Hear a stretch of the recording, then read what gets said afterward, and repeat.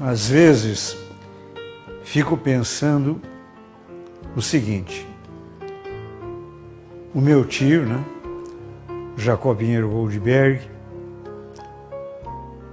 no original Yakov Pinchas Goldberg, ele veio para o Brasil antes do meu pai e, portanto, antes da Segunda Guerra Mundial. Ele era meio-irmão do meu pai e veio para cá pelas condições precárias que o antissemitismo criava na Polônia para os judeus. Então, mais do que imigrante, era um sem mundo, sem terra, sem horizonte. Tendo vindo para o Rio de Janeiro com 19 anos, mais ou menos de idade, por aí, 20 anos talvez, acabou morrendo de fome lá pelo Rio de Janeiro, morreu tuberculoso e foi enterrado no cemitério de São João do Meriti. Posteriormente, meu pai veio, tal, Juiz de Fora, e eu nasci. E às vezes eu fico pensando o seguinte: até onde eu não continuei a vida desse meu tio que morreu tão prematuramente, em condições tão dramáticas, numa solidão tão imensa como essa. Mesmo porque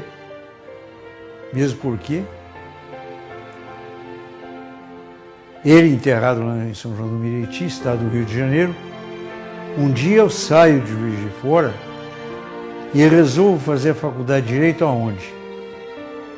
A Universidade Federal Fluminense, em Niterói. Coincidência, mero acaso? Pode ser.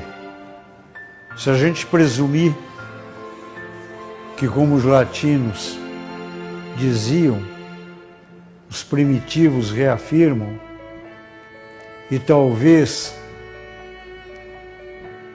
a matemática reassegure essas ideias das pitonisas, a nossa vida seja uma superposição de vidas e mundos paralelos, aonde a morte habita a vida. E nessa hipótese, talvez eu seja simplesmente a incorporação daquele moço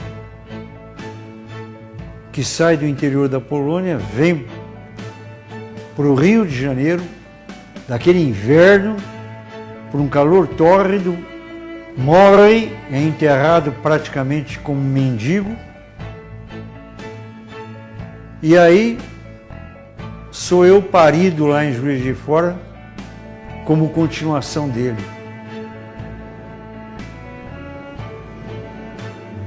Sim ou não?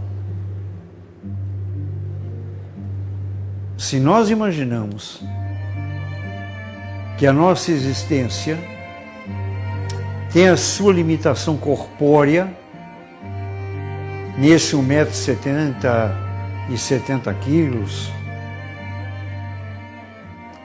e se isso começa, continua, vai se deteriorando e termina uma finitude que encerra uma história, se trata meramente de uma fantasia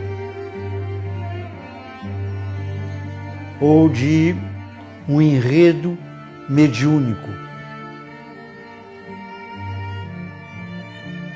Mas se a gente tiver uma concepção como eu tenho,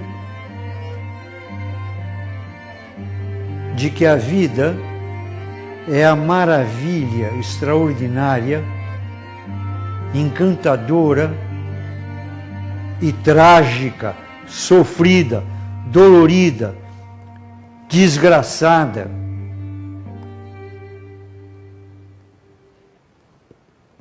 essa combinação de tragédia e comédia, que é a vida de todo mundo, a nossa vida, que é a própria natureza, que é alegria e tristeza.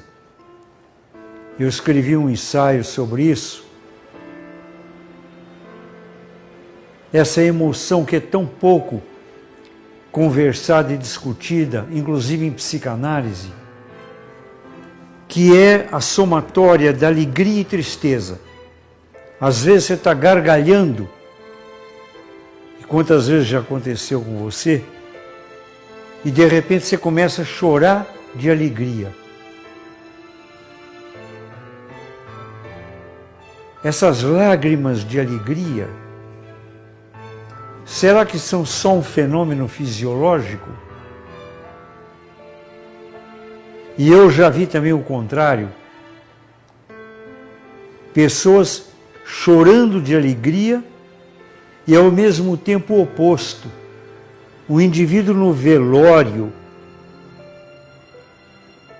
depois da morte de um ente querido, contando piada. Aliás, isso é muito da tradição mineira. Fica ali o pessoal bebendo, comendo, daqui a pouco está bêbado, enche a cara, começa a contar piada e dá risada. É uma tradição cultural curiosa essa. Até onde não é a celebração da morte através da vida? Será que essa não é a superação da grande cegadeira? As pessoas que sofrem de tanatofobia, que é o medo da morte,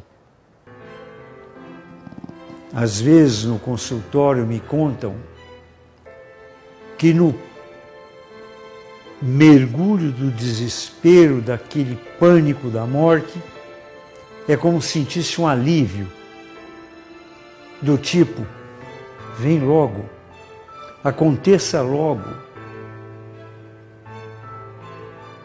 E isso não é só em hospital, não. É nas mais diversas circunstâncias.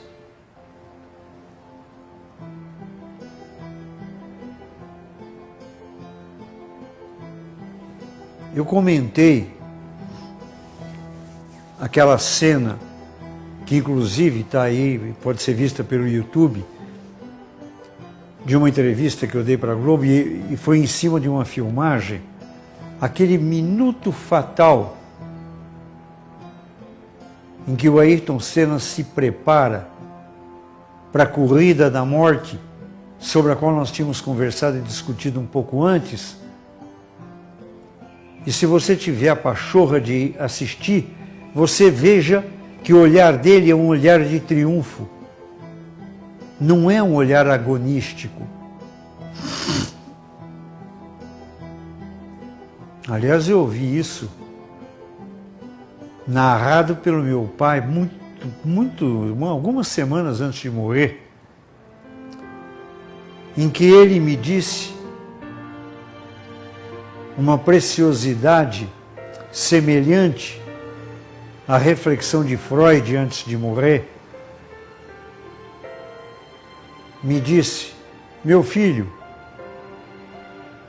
e é claro que eu vivia naquela época angustiado com a ideia de que ele morresse, e ele me disse, tudo que tinha que ser feito foi feito, tudo que tinha que ser dito foi dito. Havia não uma conformação, não era uma resignação, era mais do que isso, era um triunfo. O triunfo qual era? O da eternidade. Uma vez eu fui entrevistado a respeito dessa temática de vida e morte, nascimento e fim, finitude. E eu disse que quando eu olho a minha vida, eu não me reconheço no passado. Por exemplo, quando eu advogava, eu me lembro indo para o fórum, indo para os tribunais. A minha sensação é de que é um outro cara, um outro sujeito. É como se eu estivesse assistindo um filme na retina. Eu não tenho nada a ver com aquele cara. quando eu me lembro da infância, é uma revisitação. Por isso, na psicanálise, e eu acredito que essa é uma das fronteiras que a psicologia vai ter que enfrentar, é um passo a mais,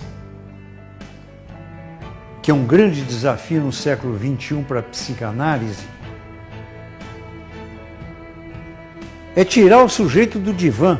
O divã não pode ser um caixão, não pode ser um caixão. Essa ideia do sujeito deitar no divã e ficar falando da infância como se ele fosse um repórter. Ah, não, porque aí, quando eu era criança, aí eu urinei fora do pinico, e aí... Não, isso não tem a menor importância.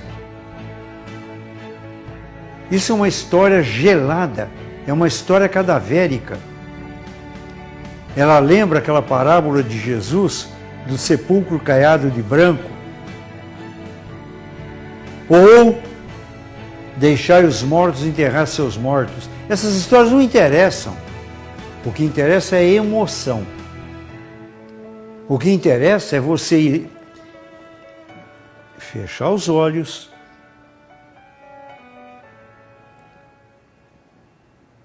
comprar uma passagem e fazer a viagem até o passado. Tem gente que fica perdendo tempo. Eu conheço gente que vai para Paris, volta de Paris, vai para Paris, volta de Paris, depois vai para o Azerbaijão e diz, ai, vi coisas incríveis, é um outro mundo. Não, o outro mundo são as vidas que nós vivemos. O outro mundo é descobrir quem nós fomos.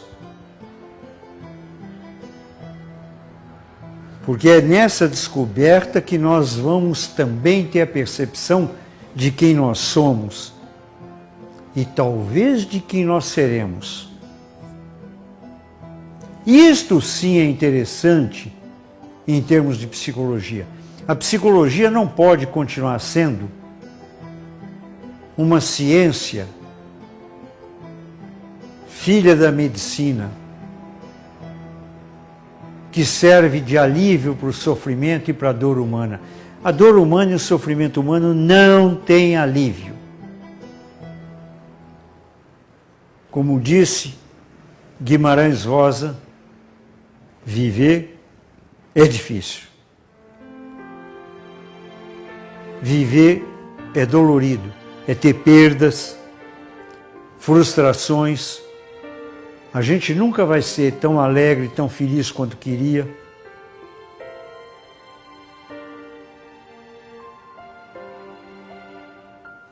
As dores das perdas, os machucados, as incompreensões, a própria convivência humana tão difícil.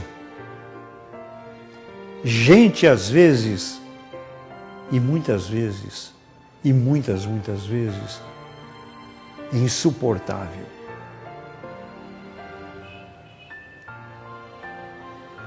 Eu ouço, vejo e leio certas biografias e o sujeito só fala das coisas extraordinárias, de como ele conheceu gente maravilhosa, como ele teve vitórias incríveis, como ele amou e foi amado. E eu penso com meus botões, que besta quadrada. Ele acredita que alguém vai acreditar nisso? O pior é que a nossa cultura quer empurrar pela boca dentro que nós temos que passar a vida como se ela fosse uma caricatura de uma anedota. Caricatura de uma piada. Ela não é. Ela é sublime, ela é extraordinária, ela é portentosa. O fantasma do meu tio, que sai do túmulo do cemitério de São João do Meriti, se incorpora naquele moleque lá de Juiz de Fora, que a dona Fanny não abortou, por acaso, porque a parteira queria abortar. Ela hesitou, o seu Luiz disse, não, não vai abortar. Aí nasci eu. E nascendo fui andando, mesmo porque não tinha alternativa. Me lembro de uma vez, sentado na calçada, eu tinha saído da minha casa na rua Santos Dumont e eu ia para o Granbury, o colégio evangélico onde eu estudava em Juiz de Fora. Aonde eu levei e dei muita porrada. Aonde era um lugar de suplício terrível, porque tinha que estudar o que eu não me interessava, ouvir bobagem, mas ao mesmo tempo era um lugar de pregação de fé extraordinária, de missionários, pastores protestantes americanos. Então era um paraíso e um inferno. Aí eu pego a malinha, a pastinha, vou andando, devia ter 8, 9 anos. Sento na calçada e penso, eu acho que daqui eu vou embora. Eu não volto nem para minha casa, nem vou para o colégio. Vou para o mundo afora.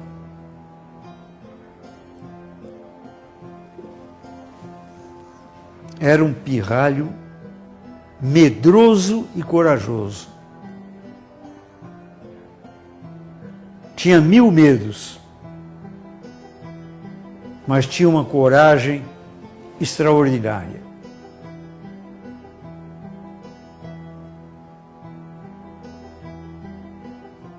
A covardia e a coragem sempre foram condôminos da minha alma. Sentei ali, fiquei pensando e resolvi ir para o colégio. Mas não foi por covardia. Coragem tinha de seguir mundo afora. Foi pensando na dor que meus pais sentiriam se eu não voltasse.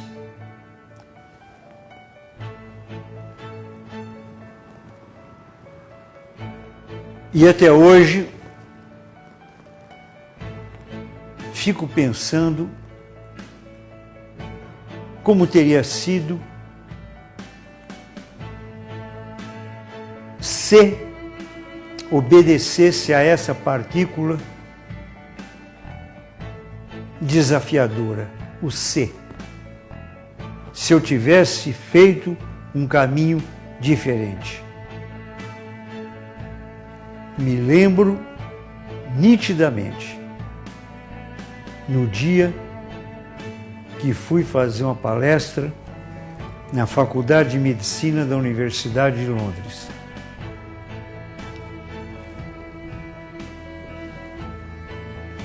Passou pelo hotel o meu querido amigo, professor Dr. Alberto Dutra, que tinha me convidado. Me pegou de automóvel, me levou até o prédio da faculdade. Quando eu cheguei no prédio da faculdade, eu olhei aquele prédio, fiquei parado e pensei, meu Deus do céu, que chances teria aquele moleque reprovado no primeiro ano do ginásio em geografia? Eu fui o pior aluno que já passou por todos os colégios, inclusive aqui em São Paulo, por um colégio de Mauricinho, aqui na Vila Buarque. Fui o pior aluno. Eu só passava porque seu Luiz ia brigar com os professores, minha mãe ia pedir pelo amor de Deus, implorava.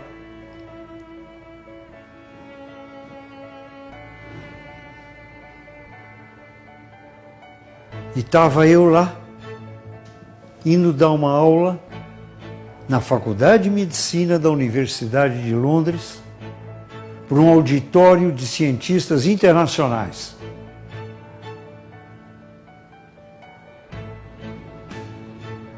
E fiquei pensando, que viagem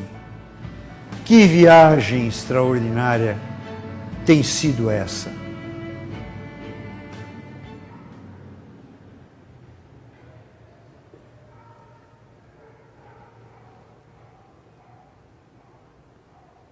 Falei na palestra sobre um tema altamente polêmico, que era, naqueles anos, o ápice da revolução feminista que começava, a ideia antropomórfica de um Deus-mulher, Eva será Deus.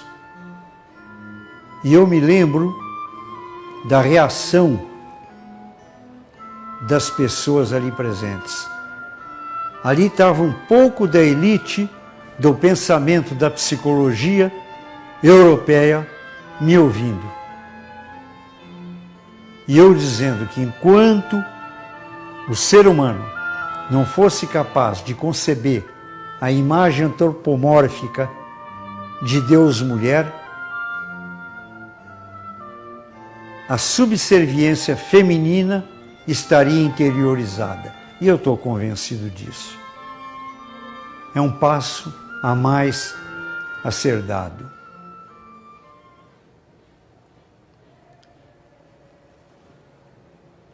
Em isso tudo considerando, sempre fica aquela pergunta intrigante. Essa viagem começou aí, né? E ela termina onde e quando?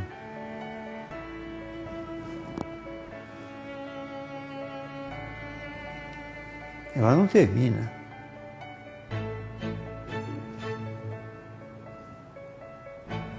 Essa viagem, quando você compra a passagem, é uma passagem de ida e volta. Ela é para sempre. Ela é eterna. Porque são dois conceitos. Esse eu os aprendi através do cristianismo, da mensagem protestante, do metodismo e do judaísmo, ambos no início da sabedoria. O ser humano foi feito à imagem e semelhança de Deus. A imagem e semelhança. Não menos que isso.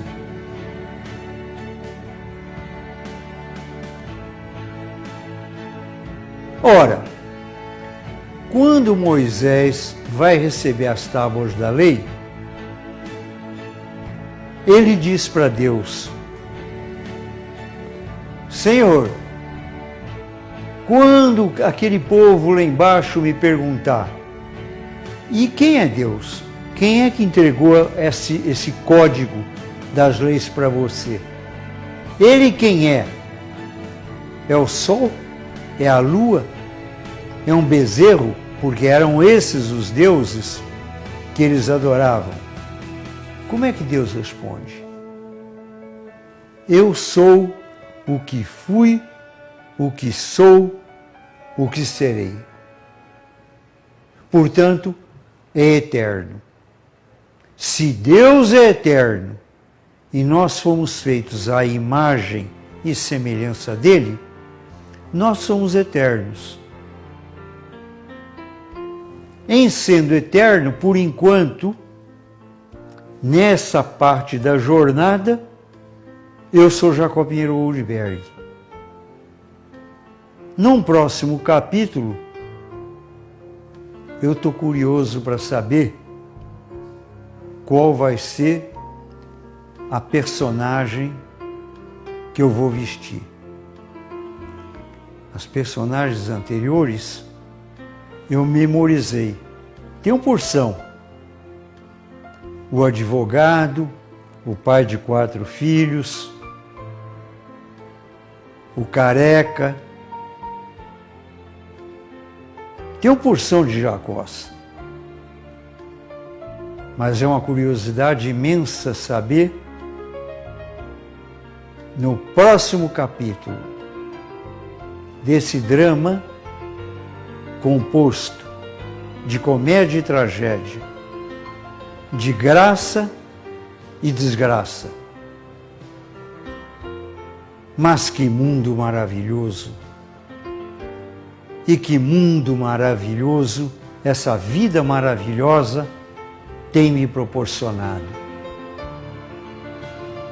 E é por isso que, entre lágrimas, eu vou gargalhando. Até o próximo capítulo. Aguarde.